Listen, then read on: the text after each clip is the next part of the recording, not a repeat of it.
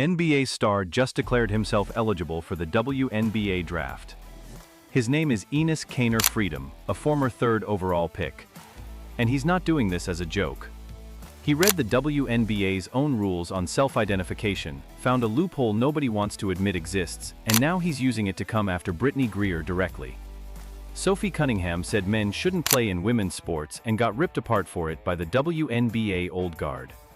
Now, Kanter is using the same argument by the WNBA old guard to join the league in order to protect Sophie Cunningham, Caitlin Clark, and the Indiana Fever from the likes of Griner. So, let's get into how this actually works. Why is the WNBA in such a big mess? And do you stand with Sophie? Let me know down in the comments below. With careful consideration and reviewing the current eligibility guidelines, I am officially declaring myself a WNBA prospect. If simply declaring who you are is all that's required, then I meet every single requirement necessary to compete in the WNBA. My team and I have carefully examined the WNBA's eligibility criteria and governing framework surrounding self-identification and inclusion. Based on the current guidelines, I can and am officially declaring my eligibility for the upcoming WNBA draft in May 2027. I am definitely not here to mock, make fun of, or disrespect any community or personal choices. I am simply asking that the current rules be applied equally to everyone. The rules that represent the very values many WNBA players and coaches have publicly advocated for. My team and I— Let's talk about the actual rule Kanter is pointing to, because this isn't him making stuff up. The WNBA's 2026 collective bargaining agreement says only players who are women are eligible to play in the WNBA. Sounds simple, right? Except the word woman never gets defined anywhere in the document. Not once. And that's strange, because this same agreement takes the time to define dozens of other terms in detail. Words like biological, transgender, or gender identity don't show up anywhere in the paperwork either. So, you've got a rule book that tells you who can't play without ever spelling out what makes someone eligible in the first place. Oh my gosh, it's happening. A former NBA star has now declared himself a prospect for the WNBA. This is Enes Kanter Freedom.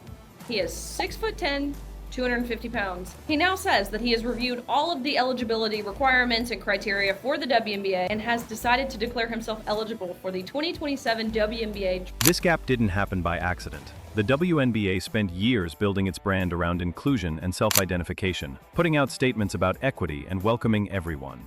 That's a good look for a league trying to grow. But when you write your rules to be generous and open-ended, you can't act surprised when someone reads them literally and asks to be let in. That's exactly what Kanter did. National media outlets reached out to the WNBA and the WNBPA asking them to clarify what actually counts as a woman under this CBA. Neither organization responded, not to the first ask, not to the follow-up. Mencionaste en ESPN que quieres proteger a las niñas para que no compitan contra hombres biológicos. ¿Podrías detallar más eso? Quiero decir, creo que ya dije lo que tenía que decir. Creo que es algo de sentido común. Y creo que siempre voy a creer en eso. Creo que es realmente importante proteger a los niños y eso incluye a las niñas pequeñas que también están involucradas en esa categoría. Así que me mantengo en lo que dije y siempre voy a creer en eso. Sí. ¿Ves que tu defensa de ese tema tome alguna forma en el futuro? Sabes, no lo sé. No soy una persona muy política, pero sí tengo creencias, tengo valores y siempre me mantendré firme en ellos. And here's the part that makes this impossible to laugh off. Kanter isn't the first case. Julie Tattart, a 34-year-old 6'3" trans woman, just won MVP in France's second-tier women's league, averaging 21 points and 20 rebounds a game. She swept Player of the Year, Defensive Player of the Year, and Domestic Player of the Year in the same season. When Fox News asked her straight up if she'd join the WNBA if a team called her, she said, "I won't say no," and called playing in the WNBA a childhood dream. So, this isn't some theory cooked up in a group chat. It already happened in Europe, on a real court, in a real league against real women trying to make a living playing basketball. Y seré fiel a quien soy. Y bueno, creo que la gente lo va a interpretar como quiera, pero en realidad nunca he dicho nada sobre eso. Así que cuando se trata de proteger a las niñas y a las mujeres jóvenes en el deporte, me siento muy firme respecto a eso. Creo que por eso existe el título 9. Por eso tienes a algunas de las grandes figuras en los deportes femeninos. Si el título 9 y los deportes femeninos no estuvieran protegidos, entonces no escucharías nada sobre mujeres en el deporte. Así que creo que en el futuro es realmente importante proteger eso. ¿Crees, supongo, que de alguna manera esto va en contra quizás de lo que algunas personas podrían decir, oye, para la comunidad trans, esto podría ser algo que se vuelva en nuestra contra? A French trans player says if the WNBA gives them a chance to play in the league, they would not turn down an offer. Fans and media caught onto this fast because the WNBA can't keep dodging the question anymore, especially with Brittney Griner running roughshod in the league. Reporters asked directly whether Tattard would be eligible under the CBA, and again, silence from both the league and the players' union. And that silence is starting to look a lot louder than any statement they could have put out. Canner picked the loudest possible way to force this conversation into the open, but he's not the reason it exists. He's just the guy who refused to let it stay theoretical. And the timing of all this isn't random either. Because weeks before Canner ever mentioned the WNBA draft, Sophie Cunningham had already said the exact thing everybody in the league was too scared to say out loud. ¿O que nos apunten a nosotros? ¿Cómo ves, supongo, ese tipo de crítica? Bueno, como dije, yo extiendo amor y no tengo nada en contra de nadie. Creo que aquí hay espacio absolutamente para todos y creo que hay espacio para amar a todos. Y realmente creo que cuando reúnes a las personas en la misma sala y tienes conversaciones, en realidad tienes mucho en común con muchas personas. Así que estoy ahí para amar, pero también estoy ahí para amar a las mujeres biológicas y creo que hay derechos que deben ser protegidos y, como dije, voy a mantenerme fiel a eso. Nunca voy a flaquear en mis creencias sobre eso, pero nunca he dicho que odio a la comunidad trans. Como dije, creo que hay espacio para todos. On that same vein, in that story with ESPN, you talked about wanting to protect young girls who shouldn't have to go against biological men. Just can you expand your viewpoint on that? It all started with an ESPN profile published a few weeks ago. Sophie Cunningham could have dodged the question, given the safe answer, and moved on with her life. Instead, she said what a lot of players in that locker room were probably thinking, but too scared to say. I got a lot of negative feedback about me hating trans, and I'm like, I never once said that. I think that I am here to extend love, but I also think with that love is truth being honest, and I want to protect young girls in a locker room or young girls in sport who shouldn't have to go against biological men. That's not a rant. That's a woman picking her words carefully and still getting torched for it. She tied the whole thing back to Title IX, the law that built women's sports from the ground up. If Title IX and women's sports weren't protected, then you wouldn't hear about any type of women in sport, she said. And she made it clear this wasn't a political stunt for her. I'm not a very political person, but I do have beliefs, I have morals, and I'll always stand on those and be true to who I am. The next day, before a game, reporters pushed her on it again, and she didn't back off an inch.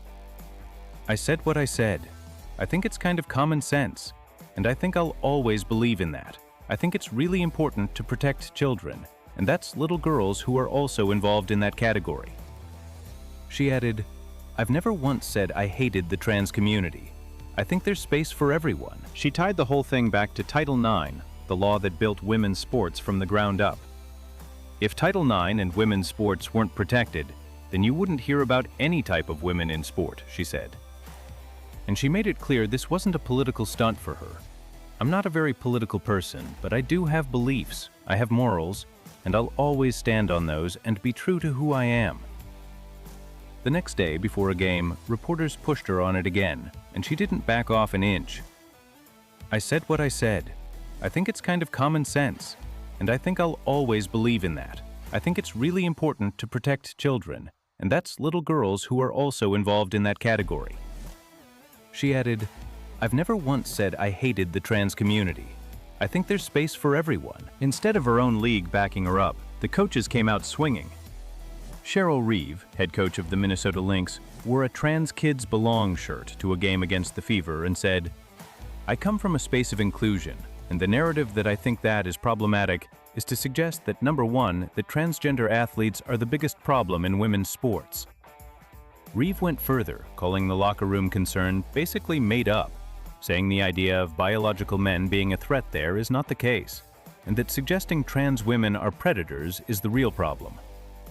The narrative that I think that is problematic is to suggest that, number one, that transgender athletes are the biggest problem in women's sports, and that I think this is what's bothersome, is that there's a faction of people in our country that are making this, a massive issue.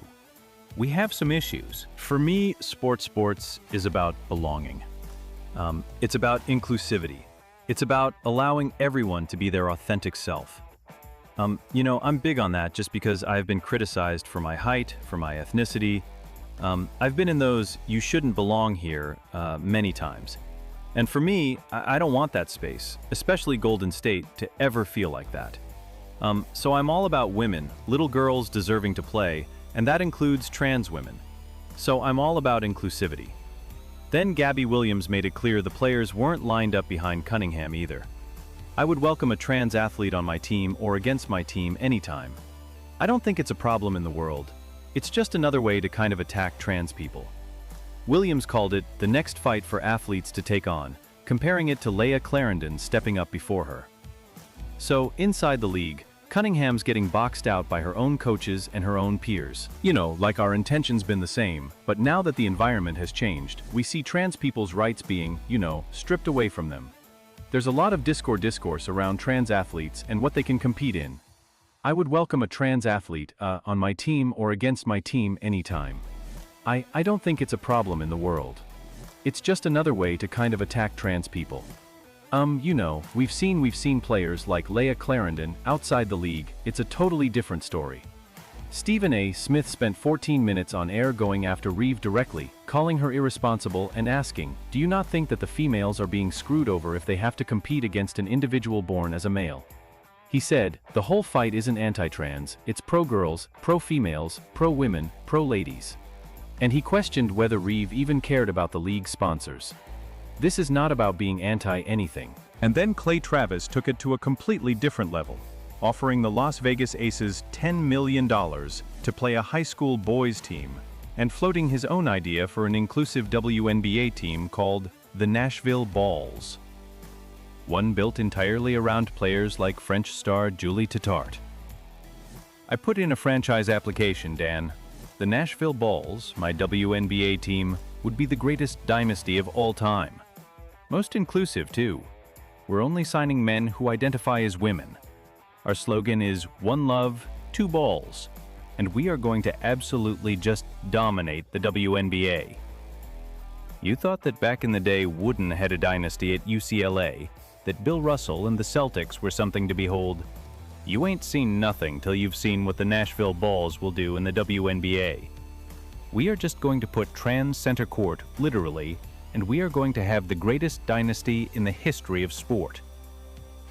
So Cunningham says something backed by Title IX and common sense. Smith and Charles Barkley are out there defending her on national television. That gap coaches against her at home. National voices for her everywhere else. Is exactly what Canner points to when he explains why he decided to act. And it all boils down to one player with a dirty secret the WNBA doesn't want you to know. Brittney Griner. Why do referees keep missing the same hit on the same player from the same person over and over again for 3 straight years? Because that's exactly what's happened to Caitlin Clark. And Brittney Griner is at the center of every single one of these incidents. It started back in 2024. Griner poked Clark in the eye during a live game. Clear as day on camera and no whistle blew. The refs missed it in real time. No foul, no review, nothing. Fell took some contact there from Griner, doesn't get the call. Working the baseline, knocked off the underside of the backboard. Did a nice job to recover. It bounces inside. Pretty fine to me. By June 13, 2026, Greer's now with the Connecticut Sun, and she hits Clark with a moving screen that's blatantly illegal on film from every angle available. Refs let it go again. Then on July 22, 2026, Clark gets bear hugged off the ball, takes illegal screen after illegal screen, and doesn't attempt a single free throw the entire game. But officials find time to hit her with a technical foul for pointing at the scoreboard after making a shot. The league quietly reclassified the technical after the game ended, switching it from a personal delay of game to a team delay of game, basically admitting the call was wrong without saying it out loud. Clark said the official seemed like he wanted to insert himself into the game. Connecticut's whole defensive game plan became fouling Clark just below the line that draws a whistle because they knew the refs wouldn't call it. That's not bad luck. That's a system letting it happen. Here's the funny part about all this. The exact language the WNBA built to protect trans athletes is now the same language Canner's using to knock on the door. the WNBPA put out a statement standing behind justice, equity, diversity, and inclusion, calling those the values that unite the union and adding they will not be used as political pawns. They called out hate, abuse, and demonization of any person or group of people, including transgender people, and told fans to push their elected officials to strengthen Title IX. That statement was supposed to shut the door on this whole debate. Instead, it handed Kaner the exact words he needed to walk through it. Kaner didn't ignore that statement, he quoted it right back at them. In his declaration, he said he's simply asking that the current rules be applied equally to everyone. The rules that represent the very values many WNBA players and coaches have publicly advocated for. That's not a guy trying to dunk on anybody for laughs. Now here's the bind the league put itself in. If Kaner's declaration stands and nobody stops him, the WNBA either has to enforce the CBA's line that only players who are women are eligible to play, or it has to let it slide and prove the rule means nothing. Enforcing it means admitting the inclusion language was never as open as it sounded, which makes every statement from the WNBPA look like PR spin. Ignoring it means Kaner or anybody else can declare for the draft next year too, and the league loses control of its own roster requirements. There's no version of this where the league walks away looking clean, because both options break a promise they already made in public. And that's exactly what makes Cunningham's argument stronger, not weaker. She said biological men shouldn't compete against women, got dragged by her own coaches for saying it. And now Kaner's out here proving her point using the league's own rulebook instead of his opinion. They'll be debating that bad Julie Tattert from the WNBA from the Nashville Balls versus Jordan. Move over LeBron, we got a new GOAT debate. Kaner's been clear this isn't just about making a point, it's about Clark Cunningham and the Fever specifically. He's named protecting them as the actual goal, which turns this from an abstract policy fight into something with real names attached. Real games, real players who've been dealing with Griner on the court for 3 seasons. That's what makes this land different than some think piece debate. It's tied to a team fans already care about. The old guard didn't see this coming. Reeve wore a shirt to a game, standing against the idea that trans athletes are a problem in women's sports. And NASA talked about belonging and offie. And right now, those blanks aren't flattering. Kaner didn't just start a debate on a podcast somewhere. He created a problem with legal weight and public pressure behind it, sitting right in the league's inbox, waiting for a response they can't keep avoiding forever. The WNBA can't stay quiet forever. Kaner took a rule book nobody wanted to test and forced the league to actually answer for it. No more dodging reporters, no more silence. After Game 1, Cunningham said biological men shouldn't play against women. Got dragged by her own coaches. And now the league's own paperwork is proving her right. Clark and the Fever didn't ask for this fight, but they're standing right in the middle of it. Heading into the 2026 playoffs, Clark chases MVP. Boston, Mitchell, Cunningham, Hull, and the Fever chase her title, and the WNBA finally has to show its hand. Why is the WNBA in such a big mess? And do you stand with Sophie? Let me know down in the comments below.